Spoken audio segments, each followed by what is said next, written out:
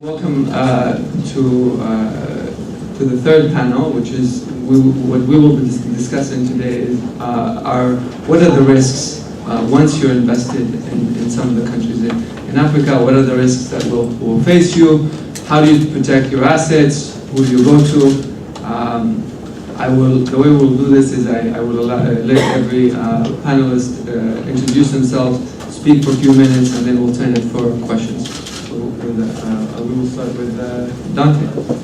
Thank you, Fadi. I think, let's see if I'm on. So, good afternoon, everybody. Nice to see everybody. Fadi, thank you. And so my name is Dante Disparte. I'm the managing director for Clements worldwide. We're a company that is specialized in risk. We have active insurance policies, active clients in more than 180 countries, covering the entire spectrum of unfortunate events. Additionally, I have a special connection with the American Security Project. I sit on a few of the advisory boards that we have here. One of them is the Consensus for American Security, and the other, together with Fadi, is our Business Council for American Security. And when we conceived of this event, it wasn't singularly about Africa and risk and investment in Africa. It was also the correlation of American security and the impact that American firms will face, and as a consequence, the economy will face by not having access to what, in my opinion, is the next 100 years of growth. This is, for anybody who doubts it, in my opinion, this is the African century. And so, hopefully what we will address in this panel is what you do before you get there, how do you address risk once you're there, and how we can move the risk discussion from a cost of doing business to a catalyst for doing business. I think the panel that we have this afternoon will hopefully give some credence to that debate and also then some practical solutions.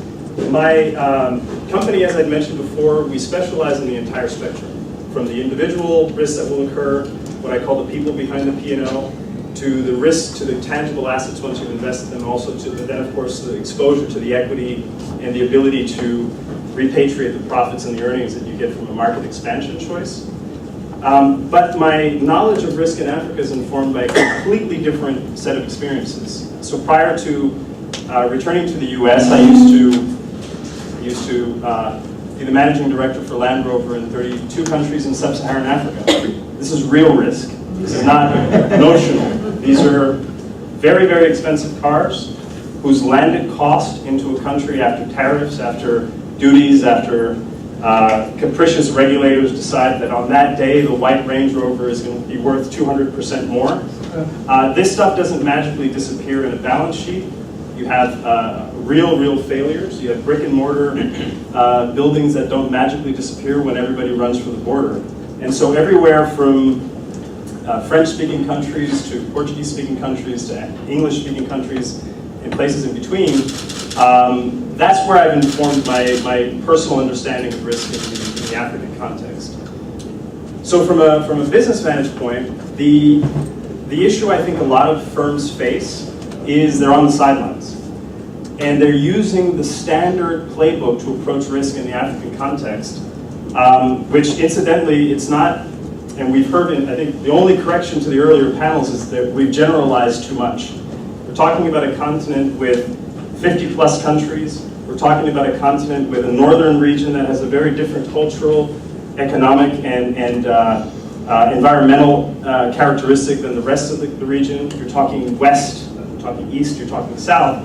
And to approach risk, which is by default heterogeneous in the African context, with a homogeneous strategy to address risk is just absolutely a failure. To approach risk, I think the way so many of us do, with an underwriting checklist, looking for loss information, looking for historical data, looking for correlations, looking for math and statistics in the African context is by default a failure. And my recommendation for firms looking to tap into this growth, because it is real, it is going to happen, and when you extend the investment horizon out long enough in the African context, Ebola will look like a blip in the radar. Famines will look like a blip in the radar. Boko Haram will be corrected. And the only story that would have been told in 100 years is that this is where the firms that got it right got their value.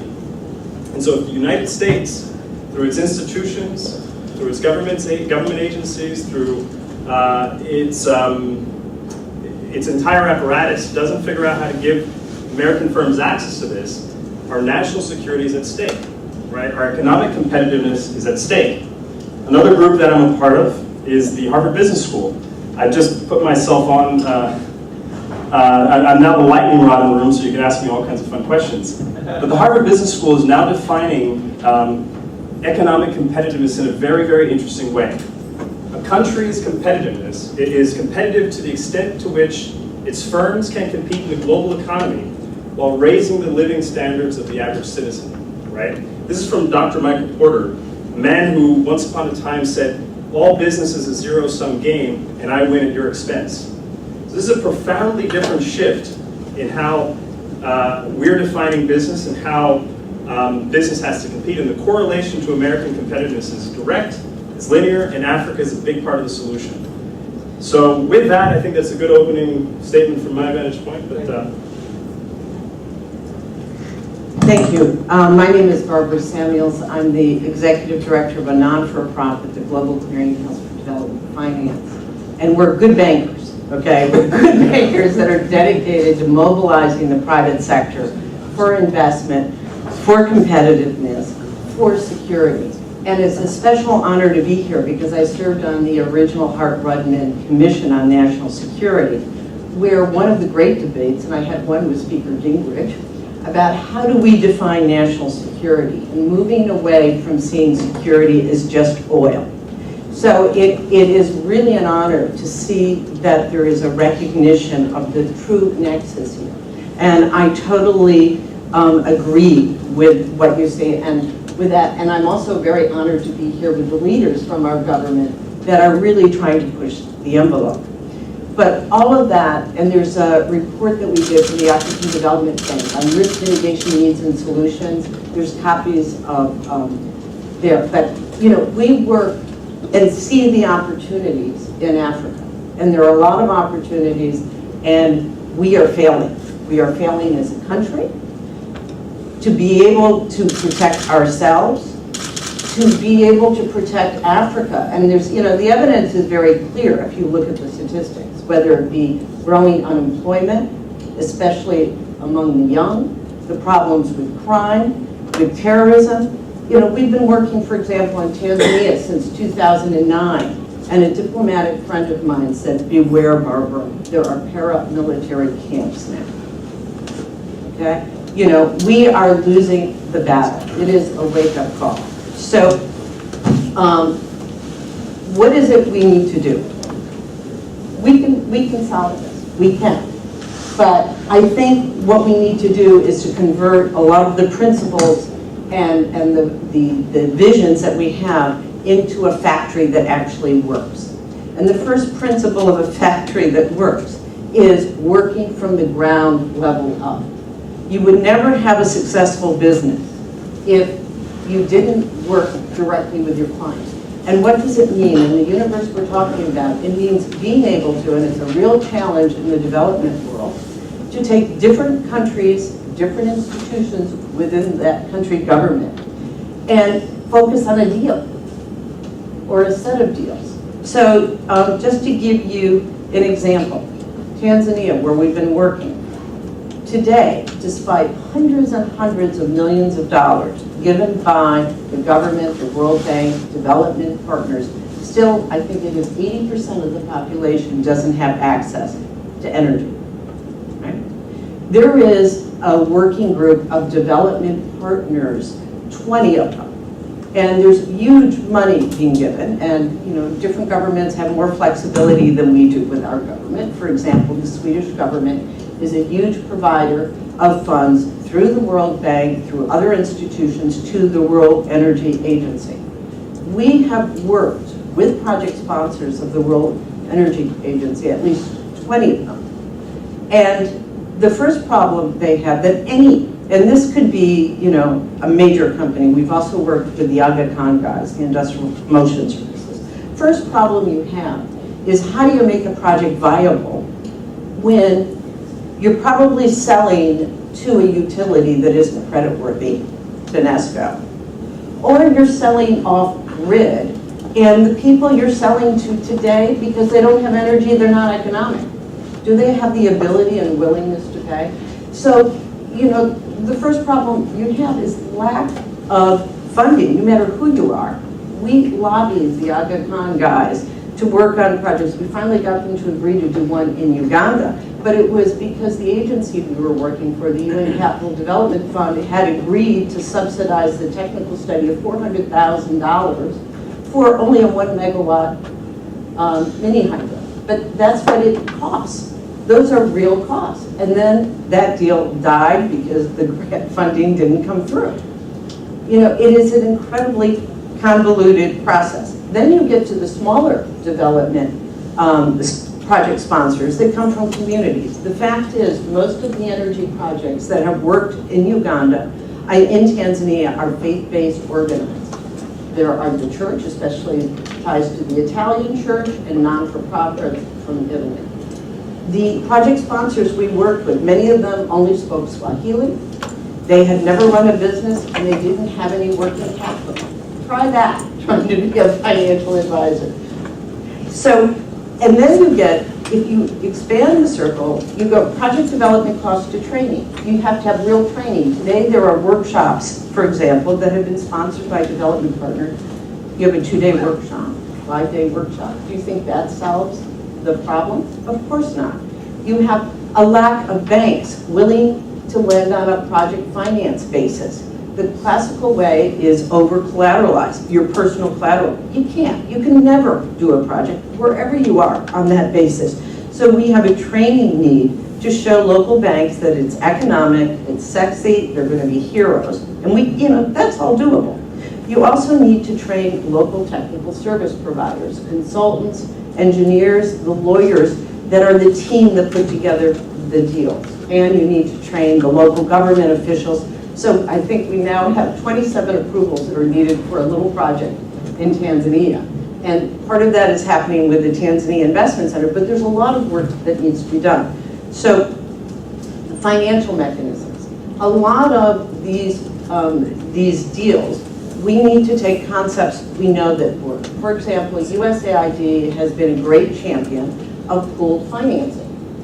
And there's been very important success in India, for example, where now it's adopted in all the states, where you can fund small projects. In fact, in the US, we have funded more than $40 billion of infrastructure transactions using pooled facilities.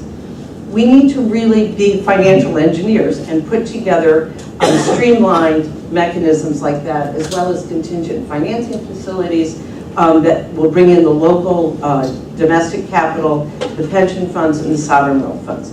And we need to integrate that into the ongoing operations of the government and the private sector. Finally, linkages. Linkages back home, your point. There are a lot of entrepreneurs and SMEs in this country, whether it's through SBA support programs, commerce programs. There's the Global Clean Technology Deployment Group. We need to be able to bring information on products, services that U.S. entrepreneurs and others can bring. Because you're sitting there with a project sponsor, they don't know what solar equipment, what mini hydro. They don't know that now solar is being used to be able to do irrigation systems. I mean, there's such great stuff that we don't have the connections. And we can use web-based platforms, and the Swiss government has funded us. We have started to do that, but it's not done, to be able to close the linkages between the market and the demand on all fronts. And so I think there's, and also performance monitoring, we mustn't forget that. But I think there's a lot that needs to be done if we can take the great leadership we have in the US government working with the private sector, but we need to have a work plan to do it. Thank you. Thank you. Thank you. You really, Barbara, set some high expectations for those of us in the U.S. government. Just met her 5 minutes ago, but she teed this up nicely for us. My name is Andy Herskowitz. I'm the coordinator for Power Africa and Trade Africa. Power Africa was announced by President Obama a little over a year ago as his initiative to double access to electricity in sub-Saharan Africa. And it's a whole-of-government initiative that involves many partners, including my colleagues from COPIC, which are really doing the lion's share of the work for Power Africa. And the initial goal was to add 10,000 megawatts and 20 million connections in 6 focus countries. And those focus countries are Kenya, Tanzania, and Ethiopia, Liberia, Nigeria, and Ghana. But Power Africa is about all of sub-Saharan Africa. So for example, and my colleague from OPIC will talk about this, of the $7 billion that originally was committed by the US government, $1.5 billion of that was financing from OPIC. And this is what makes Power Africa different. This is a different way for the US government to do business. It's a different way for donors to do business. This is rooted in partnership. It's not about the US government putting down a lot of money in developing large projects. It's about trying to demonstrate straight to the private sector that these countries are good places to invest, and looking at what we can do to help bridge those market imperfections that are preventing the investments from happening. What you said resonated quite a bit with me about donors and there being too much money out there, and I couldn't agree more. When President Obama tripled our goals during the African Leaders Summit this past August, tripled our goals to now 30,000 megawatts and 60 million connections across all of sub-Saharan Africa. There's very good reason for that. He also announced a renewed budget commitment of $300 million a year. Now, anybody who knows anything about USAID or the energy sector knows that $300 million a year is not going to double access to electricity in sub-Saharan Africa.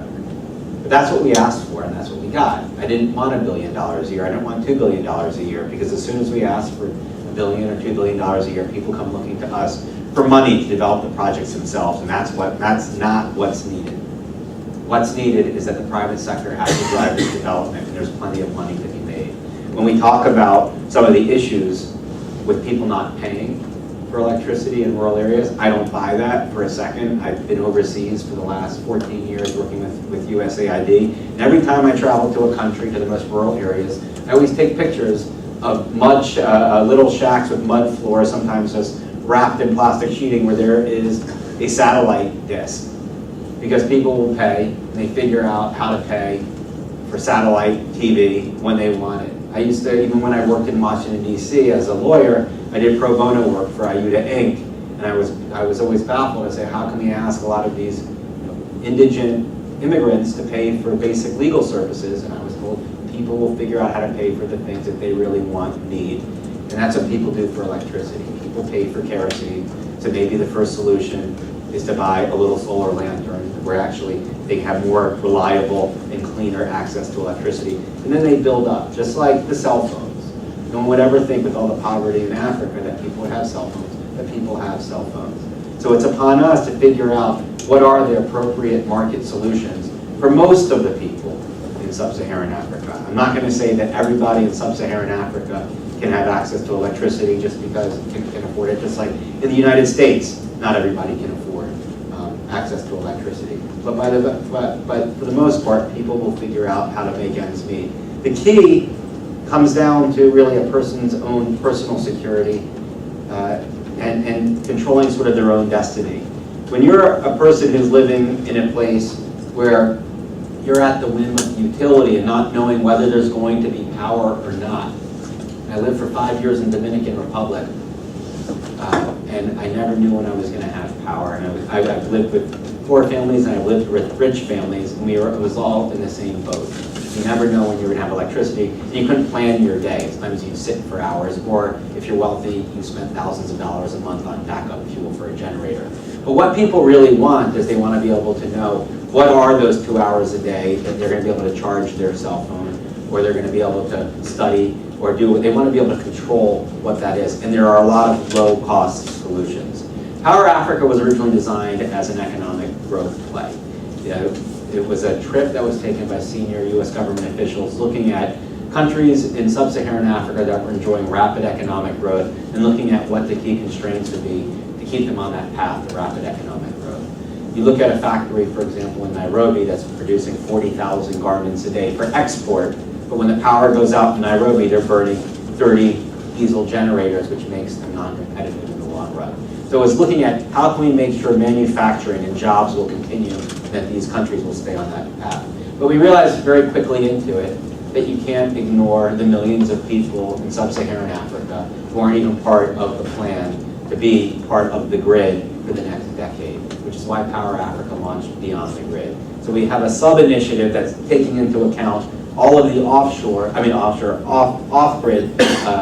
people who aren't even part of that. And then we have the major grid development as part of our plan. Now, a key part of Power Africa, like I said, it's not about having us spend a lot of money there. It's not about having us have a bunch of Americans and American companies necessarily who are taking the lead in developing every project.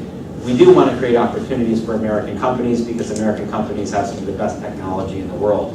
But as I said to our colleagues who were hosting over this last week from East Africa for the Power Africa Geothermal Roadshow, it's simply not economical for US companies to ship hundreds of employees overseas. So you can pass all the immigration laws that you want to try to control the import of labor into your country, but in the United States, we take our security very seriously. For us to put any expat overseas, it costs us probably $500,000 a person just to deal with all the security measures, as our friend from Clements could probably tell us, because of all the liability issues that we have. So the numbers speak for themselves. Companies want to build local capacity.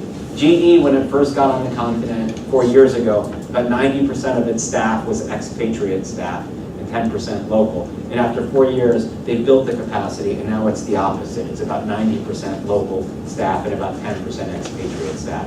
And that's important. Power Africa is about building local capacity, training local lawyers, and not bringing a bunch of people into a hotel room and spending $100,000 on the training and hoping that the right people show up. It's about finding who that key person is at a ministry who's negotiating the power purchasing agreement and partnering them with someone and making sure that person knows what he or she is doing because they're going to drive the deals. So Power Africa's approach is very transaction focused. It's about It's about closing specific transactions that will push reforms. It's not about bringing in experts who will come and opine on the state of the industry and the sector. It's about sitting down with the private sector and finding out what's the specific obstacle to this particular project, be it political, financial, or technical, and looking at which tools we can pull from the entire US government, World Bank, African Development Bank, government of Sweden, and any other partner's toolbox to solve that obstacle. Thank you. Okay, thank you. Thank you, and it's very good lead into what we do. Andy said, we're one of the participants, and hopefully we're delivering OPIC, the Overseas Private Investment Corporation, the U.S. government's development finance institution, not the oil cartel in Indiana, we always say. We're really an instrument. I think OPIC is an instrument and one of the tools that the U.S. government and the international community has in trying to achieve the goal of mobilizing private capital. Now, we have three principal products where we provide finance. We're a lender, basically. We support privately managed investment funds that put equity in play in emerging markets and transitioning economies, and then we also offer risk mitigation instruments in the form of political risk insurance. That's the department that I'm head of, where we cover the risks that investors, lenders, and contractors face when they're looking to put capital at risk, but they're concerned about political violence, the ability to convert and transfer local currency into dollars and get it out, get the money back out, their profits, their dividends, or where they're worried about what happens if there's a government change or if there's some kind of expropriation, nationalization, but also breach of contract, power purchase agreement, where an independent power producer, a solar project developer says, I'm willing to do this, but I'm going to do a 10-year or 20-year power purchase agreement with the government or some part of the government, and I'm worried that what happens if they don't pay me and they stop paying me. I'm supplying the power. My long-term profit is, based on delivering power, getting paid over this period of time. What happens if things change and I don't get paid? How do I cover that risk? That's really what we offer. And we offer it for the U.S. side, so that sometimes that can pose a little bit of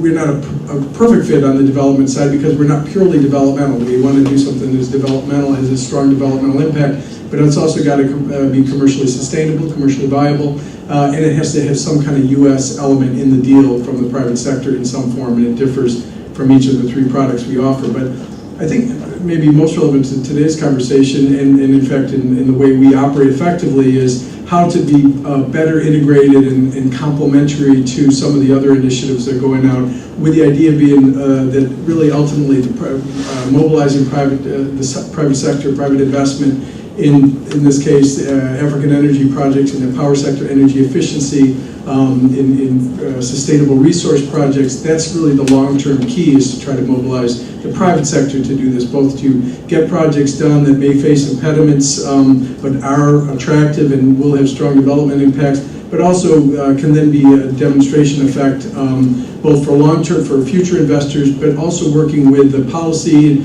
initiatives, with the technical assistance initiatives, with the international community, and with other institutions and agencies in the U.S. government and elsewhere, as well as in the host countries, to really reformat, to refine, define an appropriate legal and regulatory environment that ultimately is the key to mobilizing private investment and getting real private capital flows to come in. So that's what OPIC has done in a number of ways, is try to work with that and with other institutions, both in the private sector, private banks, MIGA, World Bank, some of the bilateral institutions that are similar to what OPIC does, both on the political risk insurance side and on the finance side, Germany, the UK, the multilateral development banks. But there's so many players, and I think the key challenge to us is to work both with some of the players on the international public side, but also with private companies, insurers, clements. We work very closely with Dante and with others as to how can we tailor our instruments in a way that lets the private sector commit capital, provide services, show their expertise, and attract other participants, both in terms of capital, but services, engineering, legal, financial, et cetera, in a way that really maximizes the possibility, the opportunities to go forward by underwriting or covering the risks in a prudent way, but that also yield really, really strong developmental benefits. So that's what we try to do, and try to work carefully with folks. It's sometimes an ad hoc basis. We try to work carefully. I will say, last thing I'll say is, for internally in Challenge and OPIC sometimes, is so many of our people are deal focused that it's hard to convince them sometimes to stay involved when their policy initiatives, to share the lessons learned, because they're on to the next deal, or sometimes, frankly, they're skeptical a little bit about sitting in too much and providing the lessons that they've learned by writing a power purchase agreement or a contract, insurance contract, or some kind of project finance arrangement with players, or to invest in a deal if it's an equity fund. They're not necessarily, for business confidential reasons, hesitant about sharing that information, but they just wonder, is it worth my time? And more importantly, is the private sector partner that we're in, are they willing to do it and to share those lessons? Those lessons can be very important, especially when we think about all the initiatives to try to reform legal and regulatory regimes that really are key to getting greater certainty to, really ultimately what the key, which is the private sector being willing to commit much larger dollars than we may have, or that the donor community has in terms of grant funds and technical assistance. So, thank you very much. I guess we can open it up for questions. Gentleman right here. Two questions really specifically. First, one to you and one to the first, which you mentioned Power Africa, 6 countries that you're working with. This is a model program or a trial program. What about the other countries? So we now... What is anything being done, or what can they do to Yeah, so obviously our resources were limited initially, but OPIC's commitment always has been to do work in any of the countries in sub-Saharan Africa where they can operate. Export-Import Bank the same. The Export-Import Bank's commitment was $5 billion of that $7 billion initially to do projects, and so the transactional agencies are being a lot more opportunistic to look for projects. If you look at Power Africa's annual report, we actually have and it's available online at usa.gov/Power Africa. There's a spread, basically a map that shows all the work that different US government agencies are doing related to energy in Africa. We chose to take this focused approach just for resources in a handful of countries to see what kind of impact we could have towards pushing reforms, and by having people who are on the ground that could look for new transactions and really push on current transactions. And that seems to have worked. In our first year, we helped reach financial close to 3,000 of the 10,000 megawatts of power. But what we're doing now is we're hiring regional transaction advisors one in East Africa, one in West Africa, one in Southern Africa. We're putting transaction advisors in the power pools as well. And their job is to try to find deals that will be somehow transformational, otherwise significant, and to basically allow us to support additional deal flow to help us achieve our greater goals. We're now going through the process of figuring out, what expansion of Power Africa might look like once more resources become available.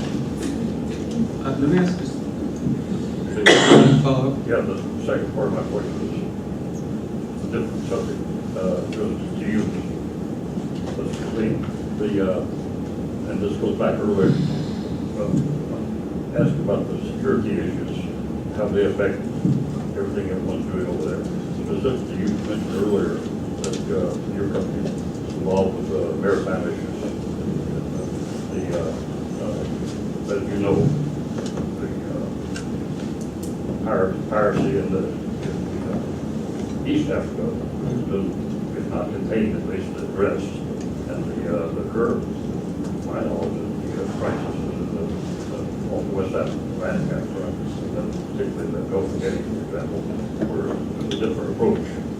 Pirates there in the east of East Africa, they were doing primarily ransoming the ships in the Gulf of Guinea. They're taking the ships, they're taking the cargo off, pumping the oil off, and leaving the ships. That's just one example of the security problems I see over West Africa. How large an issue is that for everything you're doing? It's a serious issue, yes. We manage, I mentioned earlier, the Liberian ship registry, which is the second largest ship registry in the world. Some of our ships are actually dealing with this problem right now as we speak. So it's a very serious issue for us. We try to do the best as we can as a ship registry, but at the end, it's each ship has to make certain decisions whether they want to take this route or that route, and it does affect cost. It does affect So security is a serious issue when it comes to the shipping industry. Piracy is a very serious issue. Somalia, and it's much more. The issue is much more deeper than just a bunch of pirates waiting for the ship to show up. There's stories about different ports where people work there are related to different pirates. It's a very complicated issue. But to give a very simple answer, it's a very serious issue for us. Let me just, add a perspective to that. Anytime Tom Hanks makes a movie about an issue, to Lee's point earlier, I think part of the job is to change the optics. If you look at global maritime trade, piracy, yes, it's an inconvenience, but it is a drop in the bucket. And there are a lot of solutions, and they're very robust solutions dating to the 1700s on how to ensure shipborne transport and how to ensure the types of events that are occurring. And I'm sure Fadi's company, the Liberian Registry, has ample shipborne security and countermeasures and things like this.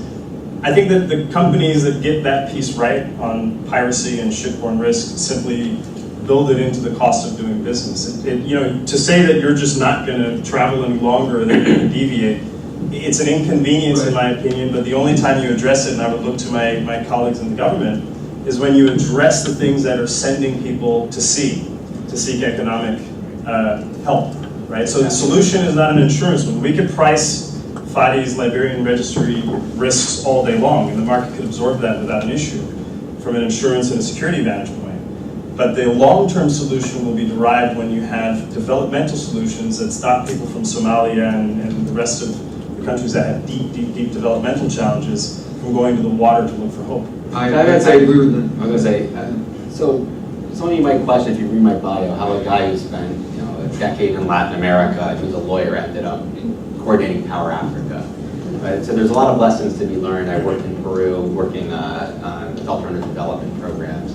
Because you nailed it. The reason people are robbing ships and why you have conflict is when people have access to healthcare and schools and a job, they're not looking to do these other things, which is why development is so incredibly fundamental. And having access to electricity is an important part of that. It's people who don't have other things to do and they have no other focus when they do this. But I do want to offer another perspective as well.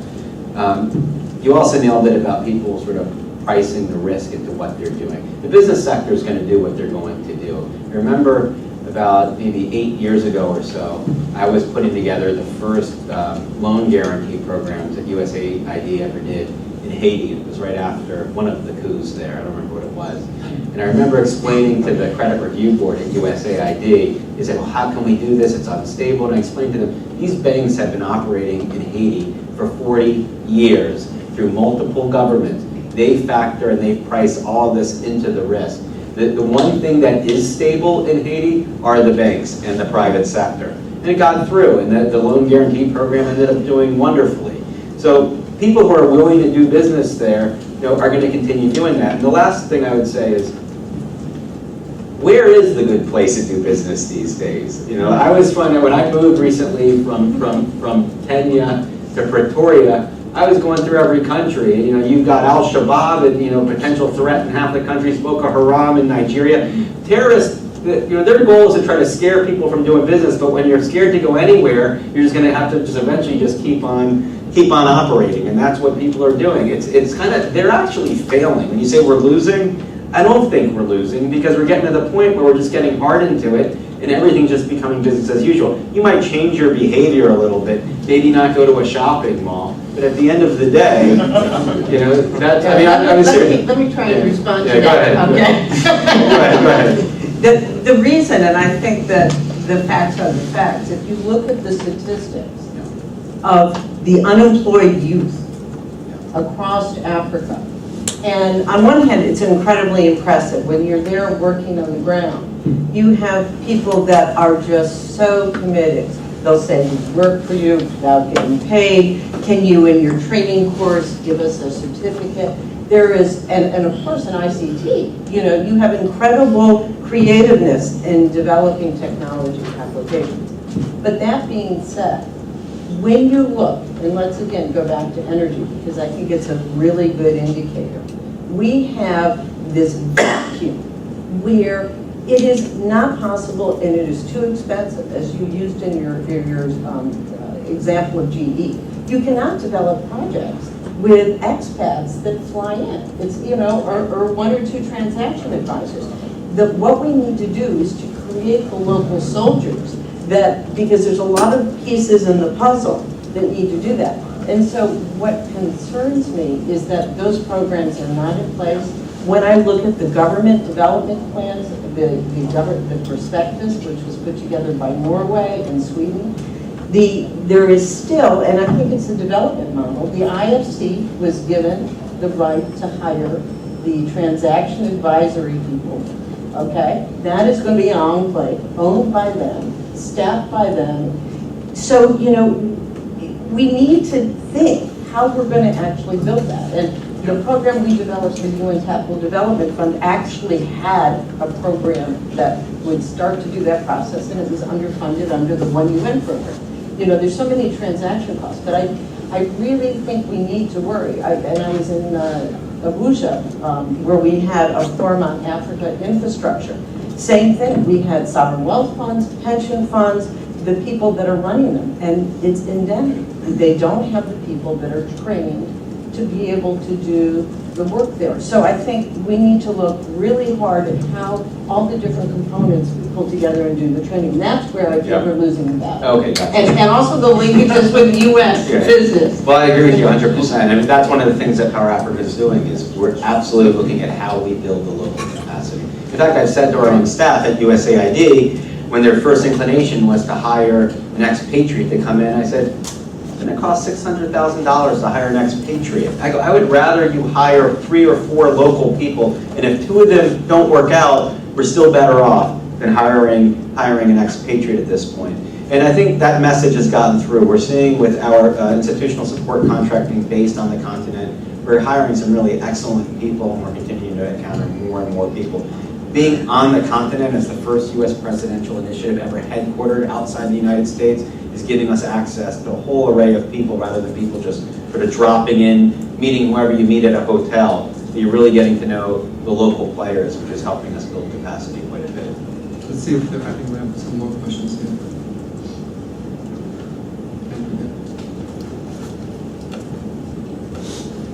Thanks, Andrew Holland. I'm a senior fellow for energy here at ASP.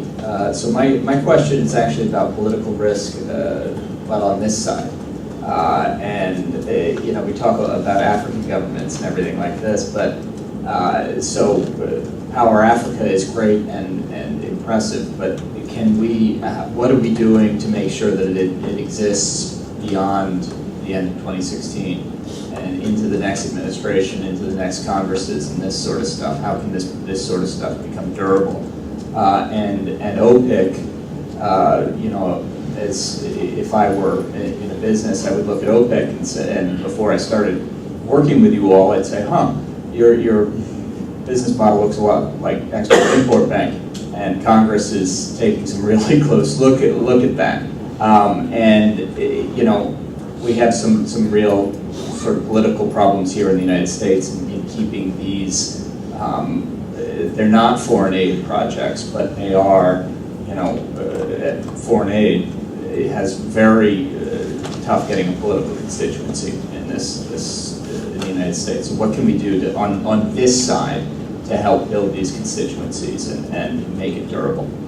Okay, let's get one more question, if you don't mind. Gentlemen. Ellington Kumba with Center for Global Research. My question really is directed at Dante. It's to do with access to credit at an individual level. Obviously, I think in America, obviously, everybody has access to credit, and that's how I guess you can have you create a middle class.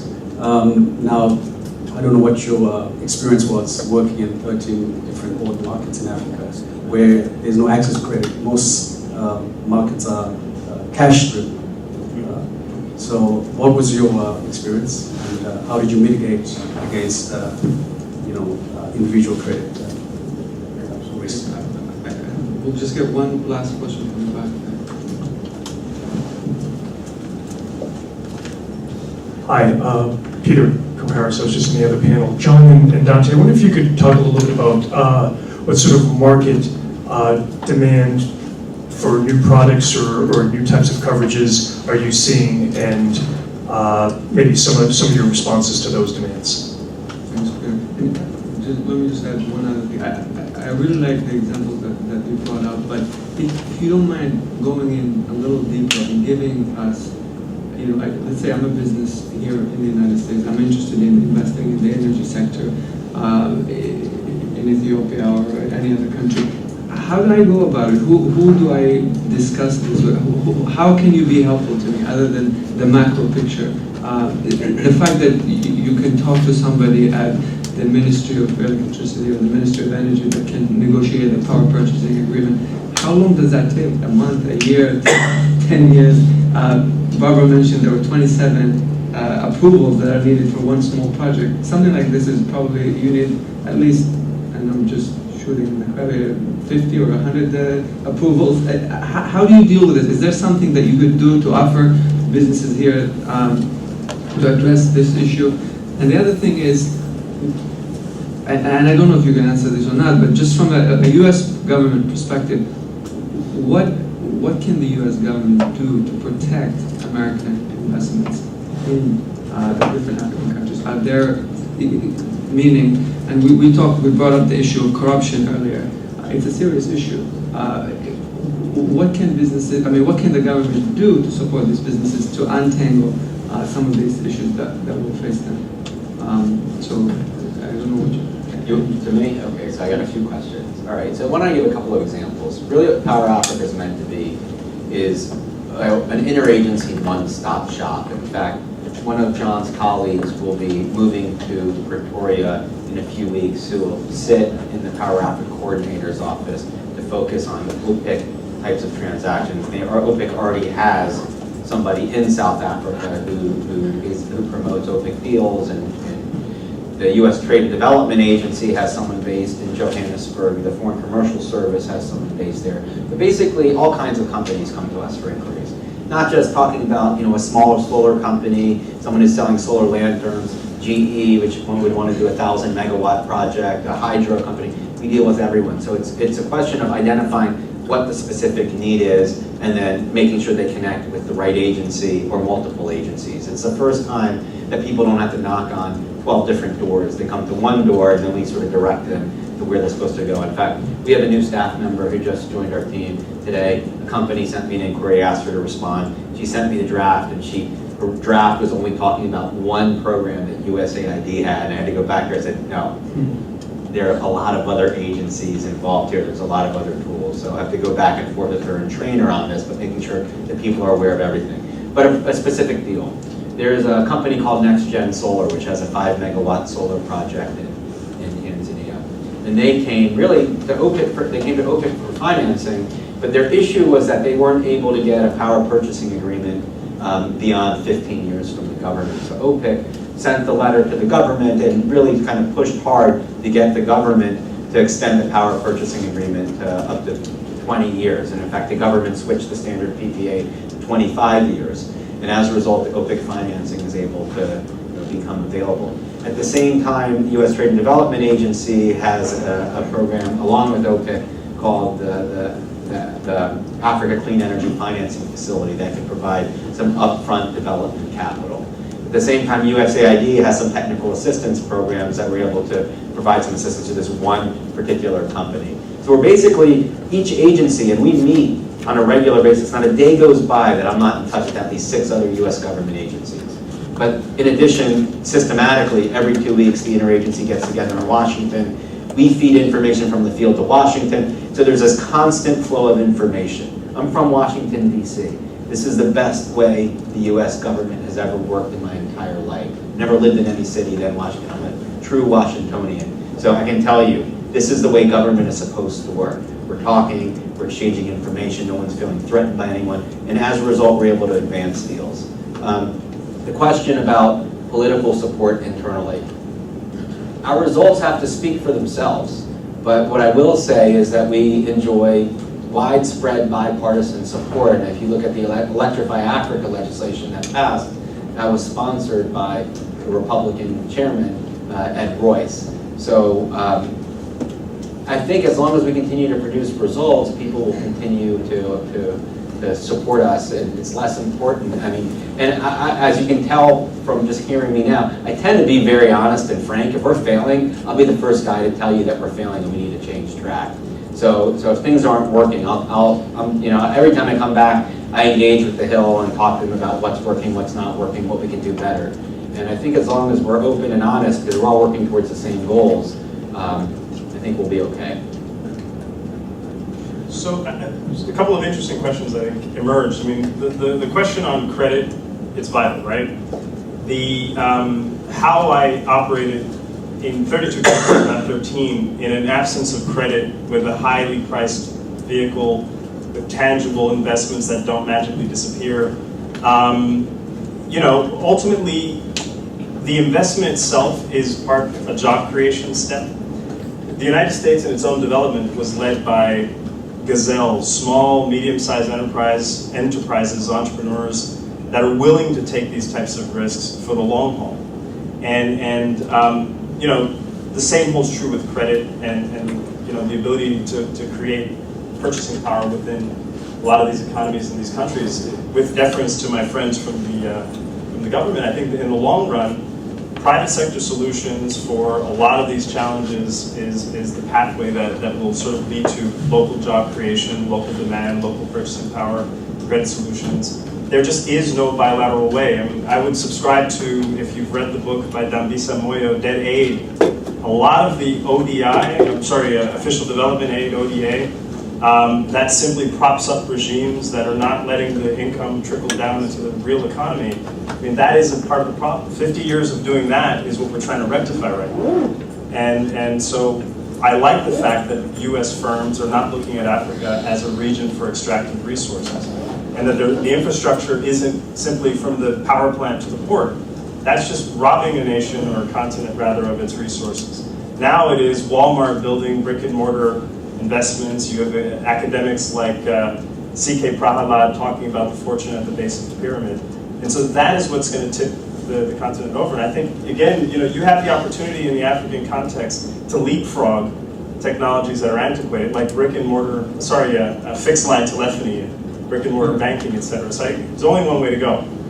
As far as demand for political risk insurance and these types of solutions, in fact, we're discussing with OPIC ways of increasing demand for it, because part of the challenge I see is that these types of products require there's a lot of barriers to entry. It's a fairly complex process to work with and go through. OPIC is doing a lot of great work in terms of financing small and medium-sized enterprises, but on the political risk side, people only demand it when they perceive there is a risk. The very definition of an adverse selection.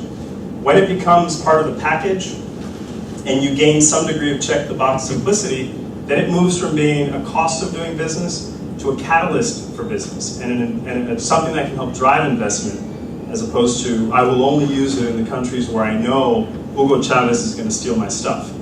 And so I think, the catalytic properties of the government of Power Africa, OPIC, a lot of the discussions we've had, is where I would like to see, the debate and then, of course, the action emerging. Can I just make a point before going on, is I think one of the holes that is holding up deals a lot is the relationship between the national government and the local governments. For example, again in Tanzania, you have the presidential initiative SAGAT for agriculture, which includes energy projects. Big GA, all these letters of commitment by major US and other firms, and the guys that run the SAGAT Center will tell you the deals are stuck. And there is a huge level of mistrust by the local communities of this investment. And one of the key problems when you ask the question, what do you do if you're a foreigner? The first issue is land. Who owns the land? And by the way, the head of the Rural Energy Agency and the head of the Tanzania Investment Promotion Agency don't agree on what is illegal, what is acceptable. One says you can have a note in Swahili, handwritten, and that's okay as a basis for an investment. And the other one will say, you gotta be kidding. We're not gonna stand behind that. So there's a lot of issues, and again, I think it just well, that's one of the issues, is I think that it's very important for the US government to work very closely with development partners on the systemic problems. And really, and the dialectic of doing it with deals is very effective, because then people get motivated to make a change in the It's a model of putting the big carrot on the table and saying, if you want these transactions to happen, this is what you need to do. And you hope that you'll slowly chip away at the reforms. We had this debate amongst the interagency just a week and a half ago as we talk about expansion of, you've got sort of one group who'd want to be opportunistic and say, let's just chase deals, and then you've got those agencies that focus on policy reforms, and we got to have this really robust policy reform push, and we have to figure out how do you marry those both of those, because what you see in a country like Tanzania, there are a lot of countries going into Tanzania and investing, but they're kind of waiting on the sidelines. They're doing it, and they keep waiting for us to come in to help solve some of the problems with the utility. So you can't tell the private sector, we're going to use your transactions to help push reforms, but then not have us play any role in pushing on those actual reforms. At the end of the day, they're going to lose their money. There have been several times when people have asked me about particular countries, where should I invest, what do you think? And I was very cautious. These are the risks that you're taking by investing there. And I've said this, the host government said, you need to help me make the case for people to invest in your country. Because Power Africa is meant to be a stamp of approval that this is a good place to invest. And how if it's not, I can't say that. What about the response? Can you just talk a little bit about the African response? You've talked a lot about the US role, but some of those African leaders, the countries, the government officials, how have I'm sure they've talked the talk, but have they walked the walk? So for any of you familiar with Latin America, my last job was the mission director in Ecuador, where I heard, I think people from the government were given a quarter for every time they mentioned the word sovereignty. So I've become very accustomed to listening to country, but also it is a question of being respectful. I mean, sovereignty is extremely important in a country. It's not the US government telling people what to do, but we have to demonstrate what the benefit is to them. The challenge that we face, and this is where donor coordination is extremely, extremely important, I'll tell you what we did, is that if the US government asks somebody, or doesn't ask, we suggest they do something, to attract the private sector investment and they don't like what we're suggesting, you've got a million other donors who are lined up to give money, which is why I never wanted our Power Africa to be about us giving money. We're trying to give objective business advice and say to them, fine, you go ahead and you can go ahead and get the donor funding. We've seen this a lot with geothermal right now, so this is where we try to do something. I got to Nairobi and I saw donors tripping over themselves without coordinating for geothermal projects. Everyone gets excited about geothermal, clean, renewable baseload energy. There's 20,000 megawatts. Well, it's expensive for exploratory drilling, but once it's online, it's costs about this much. It's like as cheap as hydro, if not cheaper. People get excited about it. So everyone wants to throw money at it. We're coordinating with one another, and what we're seeing is that governments were just running around with donor money, drilling wells without having the adequate research that they need. And every time you try to drill a well, it costs you probably $5 million. It's just donor money just being thrown away. So what we did is we created a position, we embedded someone within the African Development Bank's offices in Nairobi, and her role was to try to coordinate all the donors in the lower C sense of the word, not to mandate what they're doing, but map out what the donors were doing, come up with a comprehensive strategy, both for the region and for each country. And that's what we've been working on, and it's actually helped us quite a bit, because we're all aware of, we're all swapping stories about what governments are doing, and people are hearing us. We're working in a much more cohesive manner. That's a very specific, narrow niche. Donor coordination for geothermal in East Africa. But that's what you need to do, because having a bunch of donors get together every 2 months, sit around a table, talk what they're up to, talk about what they're up to, you never get anything done. So you need someone dedicated full-time to very specific niches if you actually want to have results.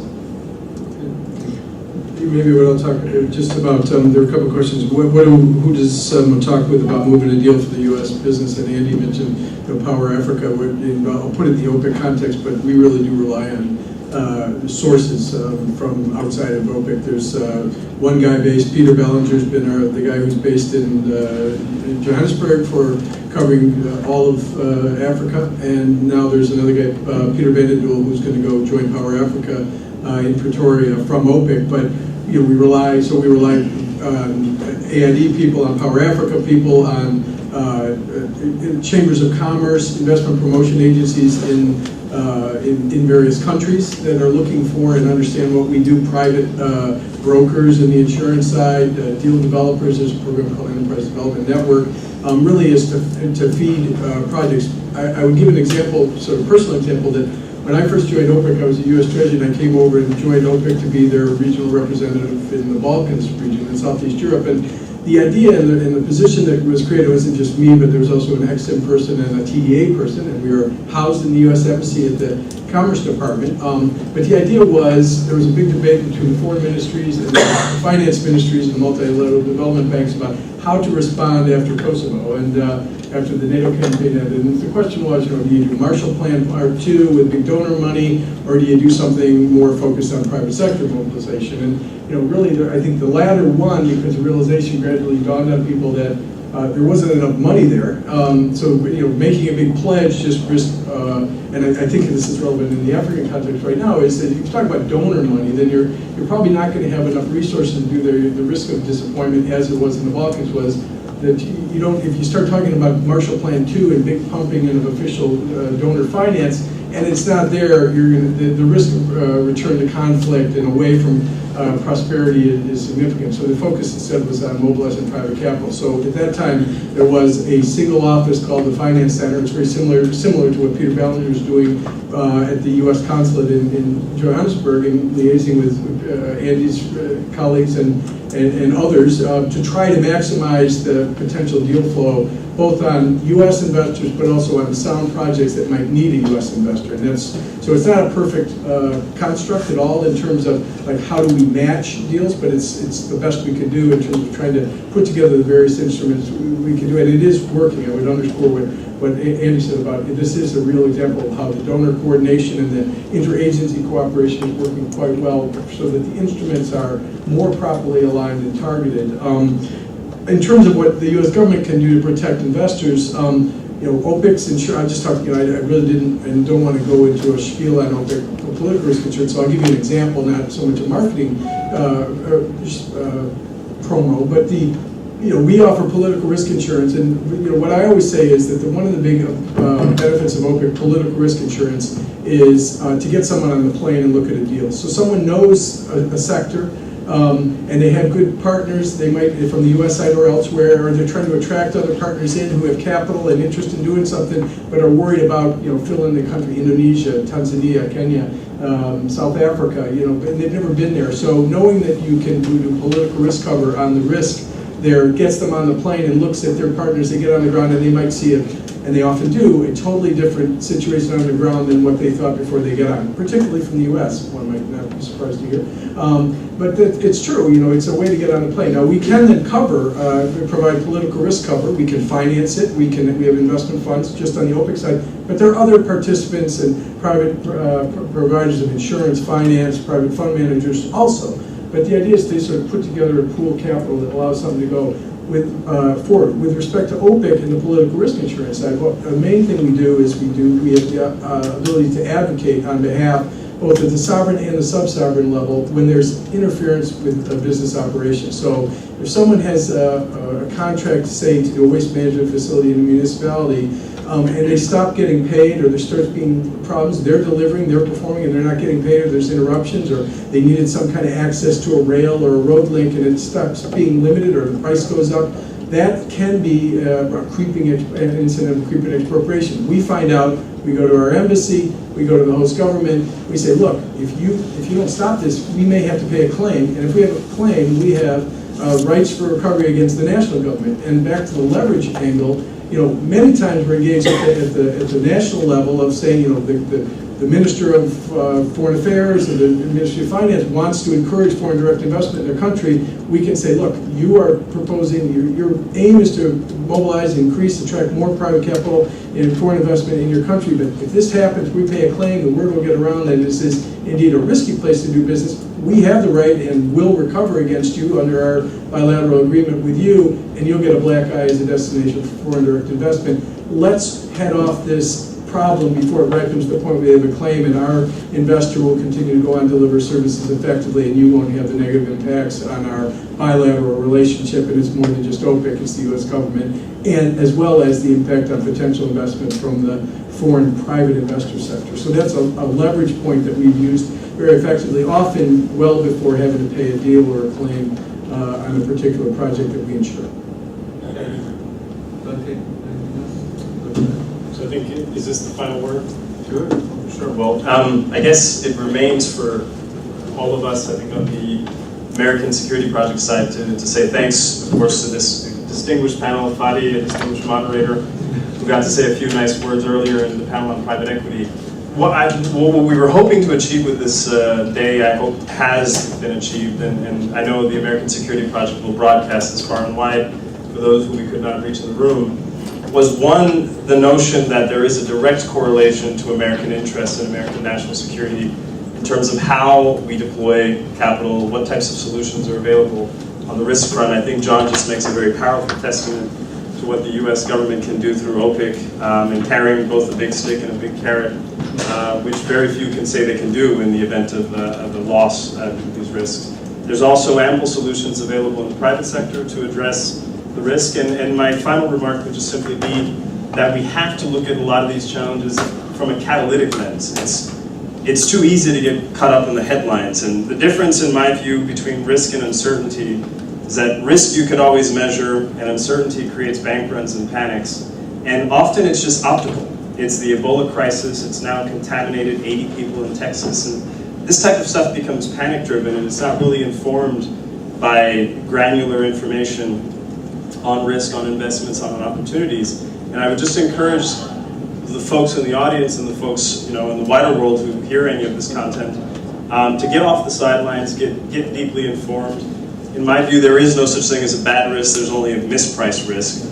But there's also risk in doing nothing, right? And sitting on the sidelines and letting Chinese firms and firms from Europe and firms from India and firms from the rest of the world tap into the African growth narrative. And if American firms don't do this well, I think it's at our expense and it's at their own expense. And the developmental consequences are broad. They will lead to continued piracy, so Fadi's ships will never be safe. They will lead to safe havens so that we're never safe at home. And it's all correlated. So thanks again to the audience and to the panelists.